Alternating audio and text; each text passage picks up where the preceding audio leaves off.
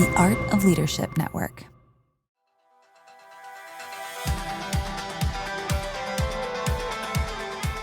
Well, hey, leaders, welcome to the Lead Culture Podcast. We're a part of the Art of Leadership Network. I'm your host, Jenni Catron, CEO of the Foresight Group. We're a company dedicated to helping leaders develop thriving teams. Each week, I'll be your guide as we explore practical strategies to equip you with the tools you need to lead with clarity, confidence, and build unstoppable momentum in your organization. My mission is to be your trusted coach, empowering you to master the art of self-leadership so you'll learn to lead yourself well so you can lead others better. Each week, we take a deep dive on a leadership or culture topic. You'll hear stories from amazing guests and leaders like you who are committed to leading well. So let's dive in and keep learning on this leadership journey together. Friends, one of my mentors used to tell me that one of the most important responsibilities of a leader is protecting momentum.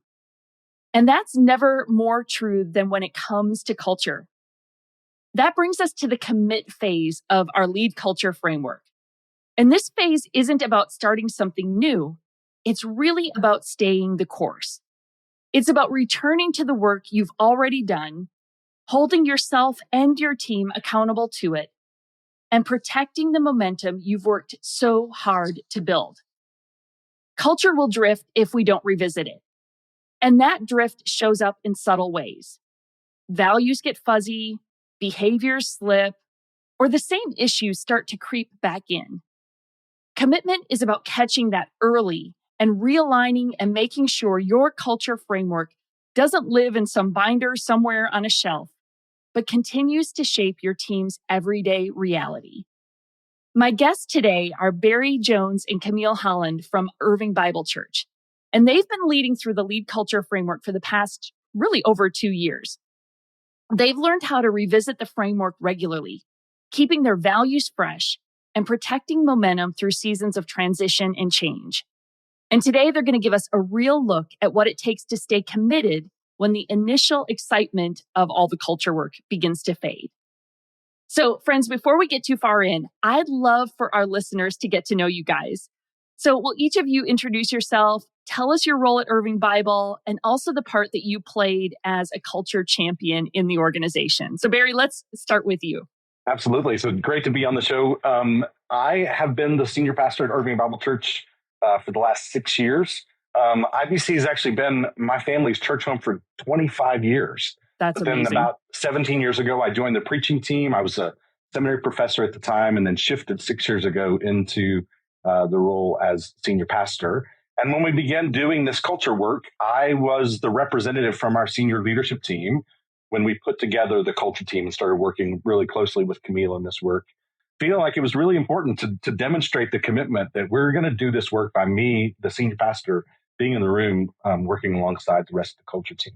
Love that so much. Yeah. And Barry, you have had, obviously recognizing you, by you being such a key part of it, it was like, this is important to us. We're making a statement that this is a key part of where we're focusing as an organization and what was valuable to you. So yeah. I love that you've just your level of commitment through this. And we'll get into that as we dive into the conversation. But Camille, tell us about you. Sure. Well, thank you, Jenni, again, for inviting us to your podcast. I am the young adult pastor at Irving Bible Church. And similar to Barry, I've been here for a really long time. I kind of feel like I grew up at IBC, came right after college, met my husband. All my kids have grown up here. And so it's very near and dear to our family. And in regards to culture, I'm one of the culture champions, which is a fancy term for myself and another colleague. We kind of help keep us on track in terms of pursuing culture and staying committed during this phase, especially. Yeah, it's so good. Camille, I love as well that you were, one of the things we talk about when we're building the culture team is looking for those champions throughout the organization who have that heart, commitment, and again, the longevity that you've had at the church. You so embody the best of who Irving Bible is, right? And so that was a big reason why you were chosen to be on the team. And then, of course, being in the culture champion seat of helping lead the team has been key. So I love that your voice is in the mix, and your perspective will be great for our listeners to hear as well.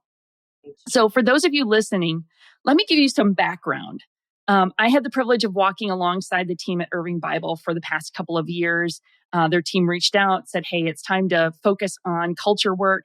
And we've worked through the framework from top to bottom. We assessed the culture. We defined the desired culture, especially via the values.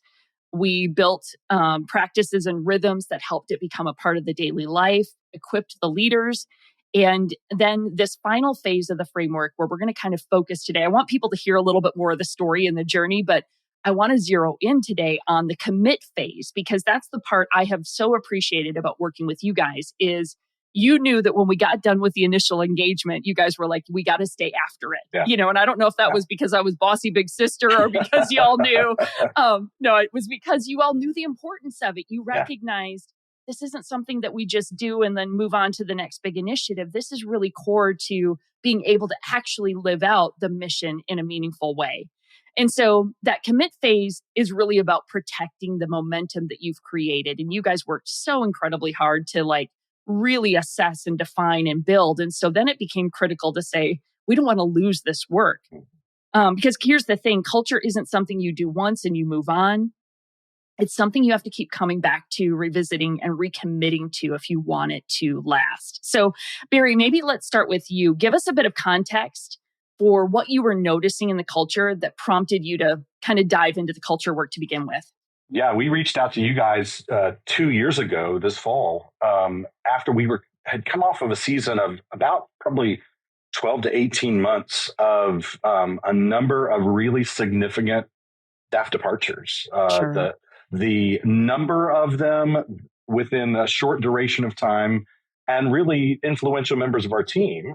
And each of those departures had their own unique story. And those of us, I think, especially on the senior leadership team, were feeling that sense of, these are a big deal, but they're each kind of individual. They each have their own story. And yet we kind of came to this place to say, okay, we need to step back and say, is there something deeper going on? Is there something that we need to explore at a deeper level in terms of the culture that's making it hard to thrive here over the long term? And I think with that, we recognized with these departures, there was just a bit of a growing breach between our senior team and the rest of the staff. And so we really recognized the need to, get under the hood and explore what's happening here. And so we reached out, and you did such a great job, on the front end of that, helping us to be able to define some of that reality. Yeah, so good. Well, and I love you named what is a common, I call it an inflection point. You notice something going on organizationally. And like you said, with each of those departures, it had a unique story. You could almost make an excuse for it. Yeah. And what I loved about what you all did was you were like, but wait, is there something we should be paying attention to? Because it's a vulnerable question. It takes a lot from a leader to go, is there, we can explain all of these, but is there something bigger we should be paying attention to? And that's what I really appreciated, Barry, about you, the leadership team, of saying, hey, let's just look a little deeper. Let's make sure we're not missing something that maybe we should take a closer look at. And that was so valuable. Camille, maybe chime in on that. And I'd love for you to kind of hit on some of what you noticed and maybe what you're most proud of from the work that you all did, because again, you guys you've done really good work digging into what has been positive, not so great in our culture, et cetera. So give us a little bit of your perspective on that journey as well. Yeah, I just want to agree with Barry on the fact that one of the things that was the key indicator that something is wrong is that we had lost so many influential staff people that we just cared a lot about. And we were like, okay, something is going on here. And so I am thankful that the senior leadership decided to dig a little bit deeper. But I'm also thankful that our staff was as honest as they were, because I think that led to huge. Us uncovering, what the deeper issues were. So that way we could go after them. And so one of the things that I love about our culture now, actually, back then, there was a person who came and, was with us for a little while. I don't know if it was an intern or a visitor, and they kind of described our staff offices as, it's really dead here. Like it's quiet, and there was a lot of grief that people were working through. And so people just kind of kept to themselves in a way. And now walking into our offices, I feel like there's a lot of life has been restored. There's a lot of joy. There's a lot more peace. Because I think there's so much honesty now that even when we have conflict, which we still do, there's this sense in which people are more willing to go to one another, more willing to assume the best. And that's just really transformed our office, which is really great.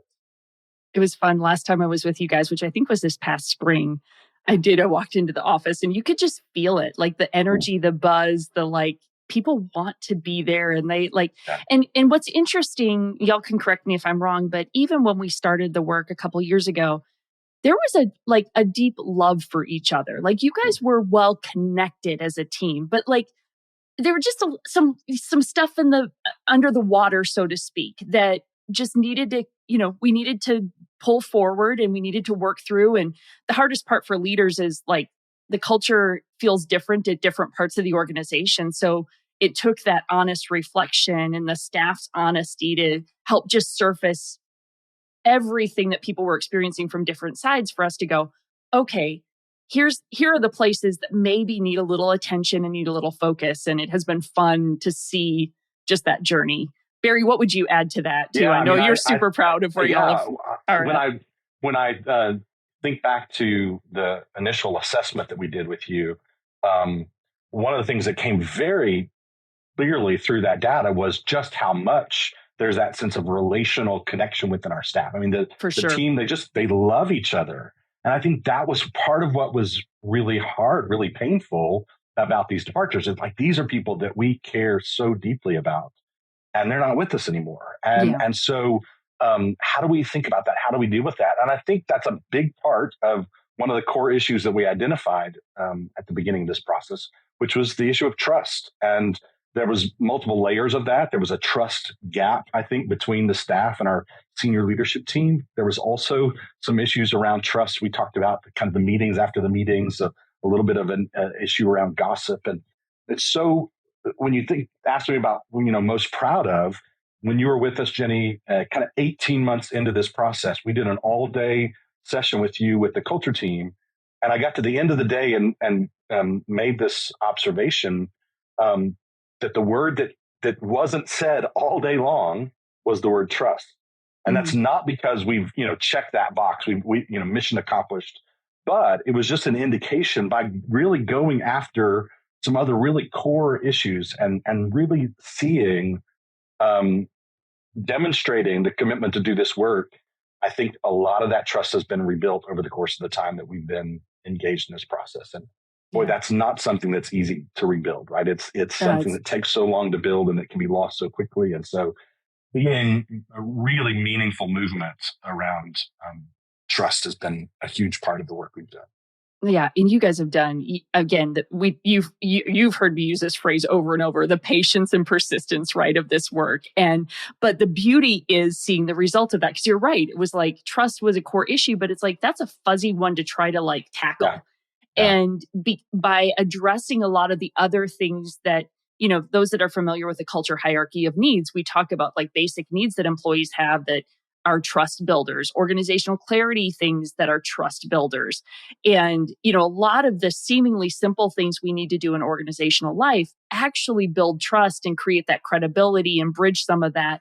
And by addressing some of those things, we actually start to also rebuild that trust. And you guys did just such a great job with that. And it seems, correct me if I'm wrong, but the relational connectivity's only gotten stronger. Yeah. It was you all already had that, which was the fun part of your culture was, I probably don't need to bring up, what were you bowling with? I always forget the pumpkins. Was it bowling with pumpkins or something? We have done bowling with pumpkins, pushing it along the floor with your forehead. So that's right. That's right. Yeah. So we may have had some injuries with that activity, so we won't be repeating that this fall. Oh, that's so great. But I mean, that's the crazy part. And I think that's important for people to hear is it wasn't that your culture was this miserable place to be. And you were like, oh, Jenni, Foresight, come help. You guys had that relational connectivity. There was a lot of fun, but there were splinters, right? Yeah. And so then as we dug in, we were like, here they are. And then you guys did that work. I want to get to some of the ongoing work, but maybe a brief, what are some of the things you guys felt like were like key markers in your journey of some of the things, the rhythms and things that y'all put in? And I'm going off script, so I can give you a second for this too. But some of the things that you did that have become rhythms that are reinforcing your culture that you feel like have been really helpful in this process. I think one thing for us, a milestone moment for us, I think, in this process was our staff retreat that we took a year ago, last fall. And that was the time that we kind of unveiled this work we'd done around our cultural values. We call them our cultural convictions. So we introduced those convictions to the staff at the retreat last year. And we had a really great time together, but there was also this sense from the staff, I think, of like, okay, the culture team kind of behind the scenes has been doing this work. And now they've kind of delivered on the work that they've been doing. And there was a sense of like, this names what we all want to experience together, right? And that we are ready to commit to these convictions to drive the work that we do together. So that was just a really, I think, significant turning point. Not necessarily because the retreat itself changed things so much as it's just a marker on our journey of kind of a new chapter in the life of our staff. Yeah, that's really good. Yeah, that's really good. One of the things I was thinking about early on when we were just kind of in the assessing what was going on is that we hosted these brown bag sessions where we invited our staff to just come and be open. We had some key questions that we asked them about what they saw and what they thought about the staff culture. And it was really great because it felt like the first time that they were just being super honest and transparent.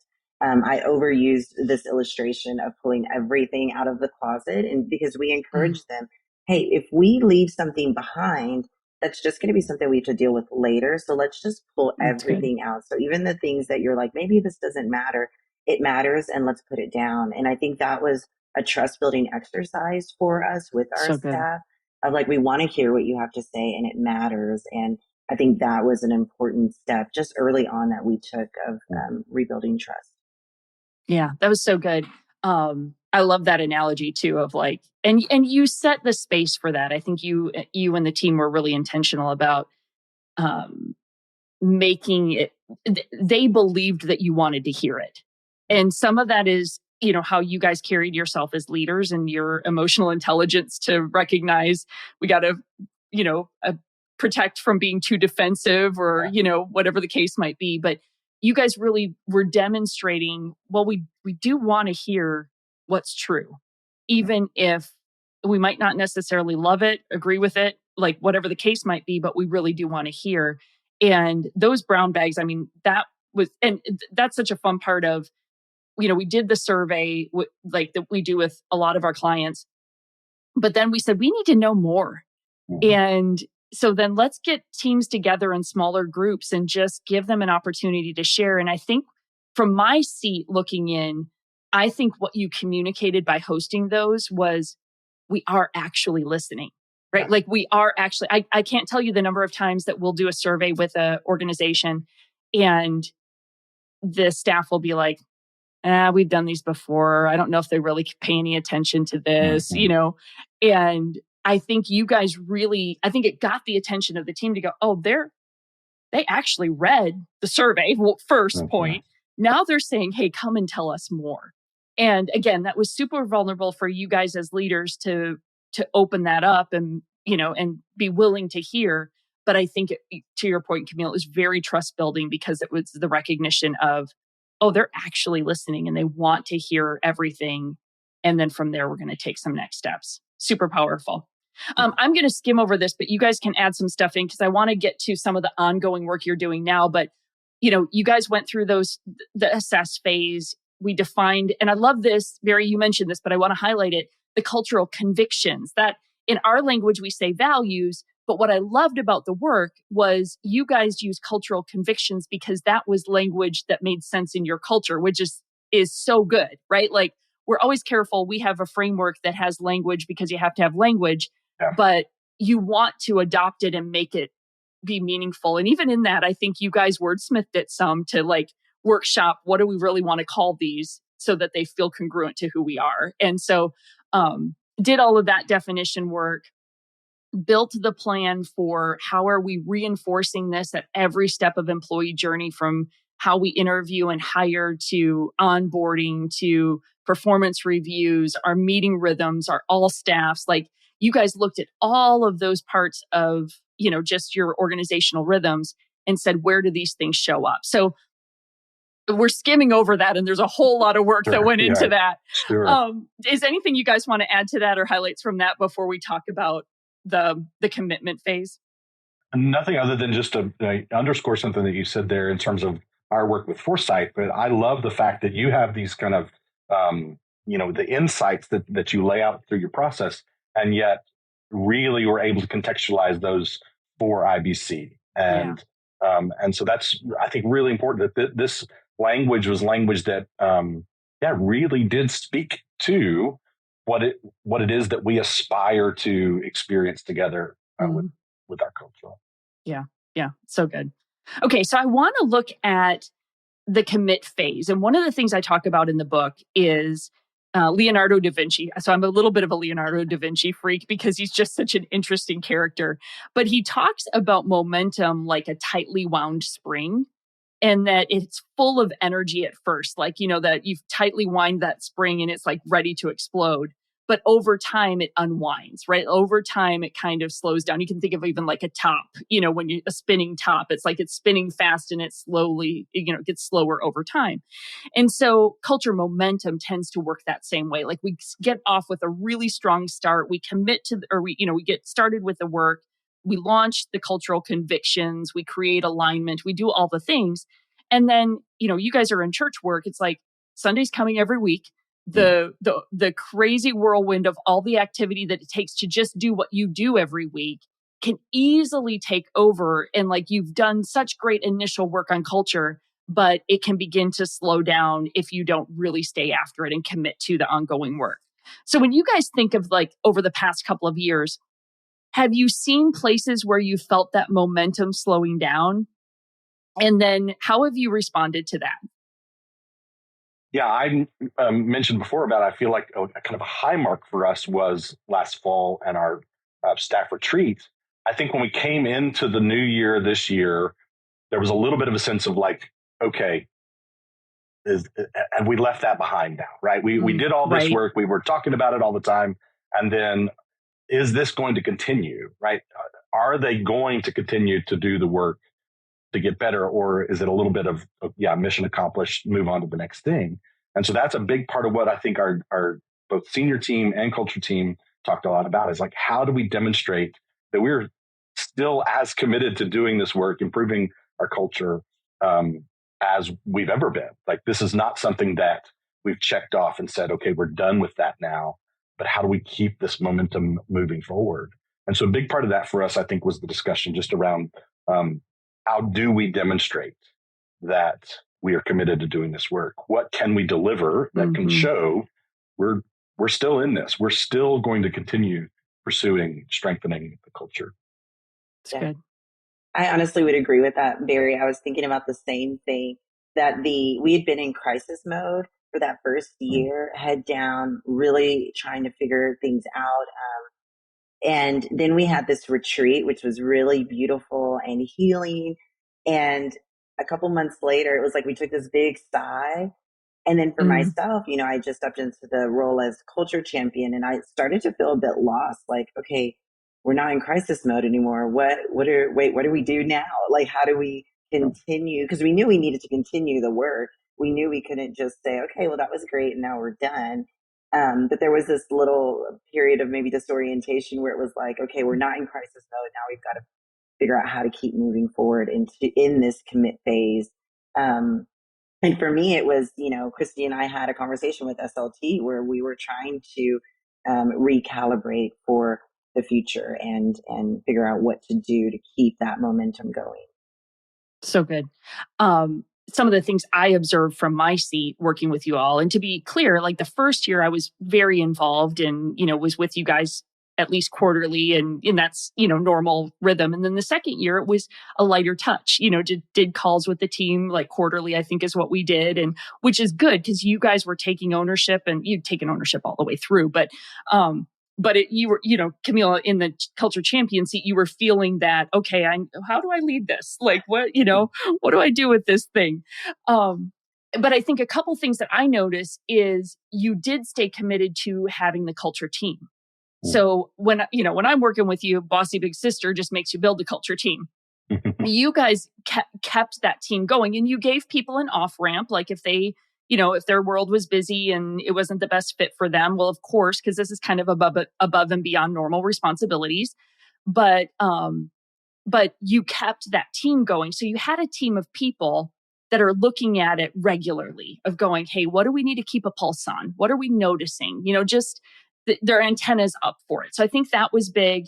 Camille, I love that you talked about how you and Christy, who are the culture champions, reached out to the senior leadership team just to say, hey, let's, and kept those conversations flowing. Barry, what I love about what you and the senior leadership team have done is you've empowered the culture champions to lead the team, but you guys haven't abandoned it. It's like you're involved, you're having conversations, right? I think of the things that you all have done by way of like you created the cultural convictions are designed and they're on the walls in the office space and they're beautiful. And so it's in front of the team regularly. What are some other things that y'all have done like that just keep it in front of people? Yeah. Camille, you want to talk about the trophies or you want me to? Oh yeah. I was like, I know I'm missing something. Yeah. The trophies are one of my favorite things. It was actually like a funny thing that we decided to do. We said we have these convictions and part of our rhythm previously was to celebrate in the staff when we see these convictions show up in staff members, but we didn't really have a great way of doing that. It kind of became our executive pastor's job to point it out. And we said, what if we put it in the hands of our staff? And we created these kind of funny trophies that our staff would give to one another. And so they really are these cheesy gold trophies. Each one says one of our cultural convictions. And literally every time we have an all-staff meeting, we give away at least 2, some days it's been 3 trophies. And it is staff members who've received the trophy from another staff member, giving it then to someone new. And one funny story, I hope I can share this, but there was one, and I won't say his name, but there was one staff member that was a little bit, I will say salty about it and kind of thought, well, why do we do this? This maybe isn't the most effective tool. And then that day he received the trophy and came back and said, you know what, actually, this is really cool because he had experienced the feeling of being recognized for the way that he shows up at work, for the way that he models Jesus in the workplace. And so it was really cool to even see someone that was maybe not on board. A little skeptical, jump on board immediately after receiving that trophy. So yeah, it's been fun. That's so good. I think part of the commit is even being willing to get an eye roll or two, where it's like team members are like, are you really talking about this again? Or are we really giving away cheesy trophies? But then as we do those things and keep reinforcing the best of who we are, like the things that matter to us, people begin to recognize, oh, again, this isn't just, the random thing they decided to do this week. No, this is something that is really core to who we are. And just having those rhythms that reinforce this is what, I mean, when I walked into the office this spring, they came out of their cubicles showing me the trophies. Like it was the best. Like all of a sudden trophies are popping up, and I was like, I love it so much because it doesn't have to be, I mean, in every organization can find the thing that fits them, fits their personality and their style. And, but I love that even somebody that wasn't 100% of like, starts to see the value in it. Yeah. Yeah. We had powerful. to make it playful, right? Totally. We can't, take it overly seriously. And so, the design, it's like almost like a T-ball participation trophy. It's fantastic. What we have seen, I think the culture team talked a lot early on in this work. I think we were aware of a certain measure of skepticism and cynicism. Yep. Is anything really going to change? Is this just words on the wall, right? And I think that over time, we've really seen that significantly diminish because of this, again, the commit phase at the end is a really important kind of placement to say, are we committed to this over the long haul? And it's been important for us to continue to demonstrate that over time and to really see that sense of skepticism and cynicism diminish. Yeah, that's so good. Yeah, I think just this isn't going away. That's the power of the commit phase of no, we're staying after this. We're continuing to do this. Another thing that y'all have done, and we're actually in the middle of right now, is the third round of surveying. So you guys have surveyed then every year. We did that initial one at the beginning of, the engagement, and we got all of that insight and data. And then at the end of that year, we surveyed again and we said, okay, what do we see now? And the beautiful part was there's some really, really good news. And then we still saw some things things that we need to keep working on, and that's normal. And then now you're doing it again. And I think just that rhythm of your staff going, oh, again, they're committed to this. Mm-hmm. They're staying after this. We're committed to continuing to protect our culture and be, and get good input about where we are and how everybody's feeling. And I think that's another one of those just rhythms that reinforces we're committed to doing this work. Have you all had feedback? Again, I'm going off script on you. Have you all had feedback from the team about the surveying frequency and or just the ways that they can speak into the culture now that it's become more of the norm? I don't think we've had side conversation feedback. No one's kind of popped in my office to say, I love taking that survey. But what's been great is that they have continued to be honest in the surveys. And I think that's what's been cool is that as we do these surveys, you see the language begin to change. It's like they have better words to put around what they think about our staff culture, or they can answer the questions in a deeper way than maybe at the beginning where they were unsure of how to answer it. Now they're very sure of what they think and know that their responses are being read and listened to. And so that's been really, really positive. That's good. Yeah. I love that. I think the thing that, and you guys are intuitively and very naturally doing this, but when momentum starts to slip or we're feeling that lull, in the work, it's always the why that pulls us back. And, when I think about when you guys began this journey, there was, something that was driving you to say, we need to pay attention to this. Something that made you say, we've got to get serious about it. And Barry, you alluded to that at the beginning.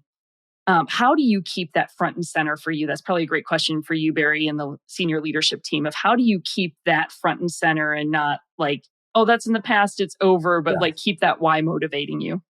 Yeah, I think about the fact that we have this, I think, really significant mission that God has called us to in a really unique place, that we are in Irving, Texas, just outside of Dallas, one of the most ethnically diverse cities in the country. And God has called us to cultivate this church to be a more fully multi-ethnic church. We talk about our mission as helping our diverse community follow Jesus and bless the world. And yet I realize, one of the things I've talked about from the very beginning in my role and do with every time we have an onboarding conversation with new people coming on our team, I tell the story of Atari back in the 80s. I was playing the Atari 2600. My Gen Z staff members, I've shown them a picture of 2600 and they have no idea. What is that thing? Yep, right. Atari what is that? Was the industry leaders, the fastest growing company in America. And they had all the resources and they had all the top engineers and designers. They should have continued to dominate the industry for decades. And yet within a handful of years, they disappeared. And those who have gone back and studied it would go back and say the reason that this company fell apart was culture. There was an unhealthy, I'd never heard that culture. story. Yeah. Gosh. And so I tell that every time because we can have this amazing mission in this incredible community, and yet our ability to realize that mission is it stands or falls on the health of our culture. And so that's for me the reason to say we've got to continue to do this work. We've got to continue to keep culture front and center, because our ability to cultivate a healthy culture is indispensable for the pursuit of what is, I think, a really, really important mission. So good. I mean, Barry, that is it in a nutshell. It's like the mission matters. This is why we do this, is that we need a team of people who are aligned and committed and on that mission with us. And that's why culture matters so much, because ultimately the mission matters. Yeah. So well said. So well said. Okay, before we wrap up, because I could keep talking for forever, but we've already hit our time. It's just so fun it's fun to tell the story. I get to, have the conversations and be in the ongoing work with you guys, but it's fun to reflect and go, gosh, what a joy to be a part of the journey, and just to see just that patient and persistent commitment to it, because people are the point. People matter. The mission matters. And that's why we spend our time and our energy in this, in the midst of everything else we're juggling. This is why we fight for margin and time to give attention to culture work. So before we wrap up, I would love for each one of you guys to give maybe a piece of advice to our listeners, leaders that are listening, who want to protect their own momentum of their team. What's one thing that they can start doing this week to stay committed to their culture? I think for me, one of the things that has been a challenge in something that I am always thinking through is, what does it look like for us to hold each other accountable to our new culture? Because it's one thing to set up a new culture and to announce a new culture, but to hold each other accountable is hard, because, after we took that big sigh of relief that we had made it, you begin to see when that first conflict happens, okay, are we going to go back to the way we've always done things, right? Are we going to do something different? And that's been the thing that for anyone in this commit phase is really to hold each other accountable to the culture that you want, and to call it out, because there have been times where we've called it out in each other of, I'm not going to have this side conversation with you. You have to go to the person and talk it out with them, because we had such a culture of gossip and side conversations that just became normal for us. And so it's, in some ways, we have to work at saying, okay, no, we're going to be different. We're going to assume the best, and we are going to treat each other with respect and move forward with honesty. So that's so my good. Yeah. Love so it. Good. I've long thought about and talked about the importance of self-awareness for a leader. But really through this process, more and more have come to recognize the importance of a kind of collective self-awareness, right? We have to face the truth about the reality of our culture and where we are. And so a big part of this process at each point along the way is that ability to face the truth, to ask for the honest, hard feedback, and to be able to listen and to accept it, not to deny it, not to push it away, but actually to face the reality of who we are. And that's the key to growth is, okay, face reality. Now, how do we respond to it? Yeah. So a kind of collective self-awareness that we have to cultivate. Love that, Barry. That's so good. That's so good. You guys, thank you so much for doing the work. First of all, it's brave leaders that are willing to do that healthy collective self-awareness of understanding what's just true. And because when we know it's true, then we know, then we can make a path forward. And y'all have done that work so intentionally these past couple of years. And so it has been just an absolute delight to partner with you guys, and then to get a seat over here watching the work that you've done and the commitment you've made. So fun. I'm so grateful. I'm really grateful y'all shared your story with our listeners today. It's great to be on here, Jenni. Thank you for inviting us. So good. Well, friends, the beauty of this commit phase is that it's ongoing. As you heard Barry and Camille talk about, we're never actually done. This is something we stay committed to. And I love seeing teams like IBC stay intentional, protect momentum, and lean into the rhythms that keep culture healthy. So for those of you listening, think about your own momentum as an organization, especially in your culture. Where is it strong? Where is it slipping? And how will you protect it? If you feel stuck or even a little unsure, you don't have to do the hard work of culture alone. And that's why we're launching a brand new resource this fall called the Lead Culture Network. It's a community of culture champions just like you, leaders who are passionate about building healthy, thriving teams.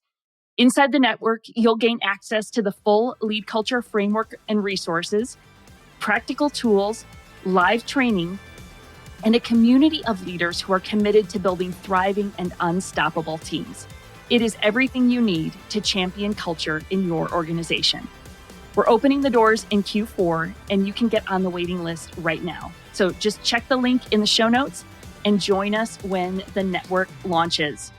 And friends, we are grateful you are here today. Thank you for listening. Thank you for sharing. I know as you listen to Barry and Camille, you thought of other people on your team who need to hear this.